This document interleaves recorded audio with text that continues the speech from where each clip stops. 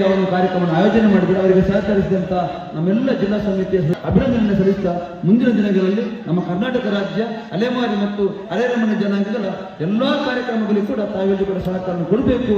ಈ ಒಂದು ಸಂಘಟನೆಯನ್ನು ಬಲಿಷ್ಠಗೊಳಿಸುವಲ್ಲಿ ಆಗಲೇ ಎಲ್ಲ ಜನಪ್ರತಿನಿಧಿಗಳು ಹೇಳಿದ್ದಾರೆ. ಸಂಘಟನೆ ಬಲವಾಗಿದ್ದರೆ ಯಾವುದು ನಮ್ಮ ನಡೆದರೆ ಅದರಿಂದ ನಮ್ಮ 46 ಜಾತಿ ಜನಾಂಗದವರು ಕೂಡ ಒಗ್ಗಟ್ಟಾಗಿ ಒಂದೇ ತಾಯಿ ಮಕ್ಕಳ ಕೆಲಸ ಮಾಡಿದಾಗ ನಮ್ಮ ಯಾವುದೇ ರೀತಿಯಾದ ಸಮಸ್ಯೆಗಳಿಗೆ ಕೂಡ ಸರ್ಕಾರ ಪರಿಹಾರ ಮಾಡಲಿಕ್ಕೆ ಸಾಧ್ಯತೆ ಇದೆ. ಆದ್ದರಿಂದ ನಾವೆಲ್ಲರೂ ಕೂಡ ಒಟ್ಟಾಗಿ ಸಂಘಟನೆ ಗಟ್ಟಿ ಮಾಡುವ ಕೆಲಸ ಮಾಡೋಣ ಅಂತ ಹೇಳ್ತಾ ಮತ್ತೊಮ್ಮೆ ಸಹಕರಿಸ್ತಾ ಎಲ್ಲರಿಗೂ ಕೂಡ ಆರ್ಥಿಕವಾದ ಅಭಿನಂದನೆಗಳನ್ನು ಸಲ್ಲಿಸ್ತಾ ಇದ್ದೇವೆ.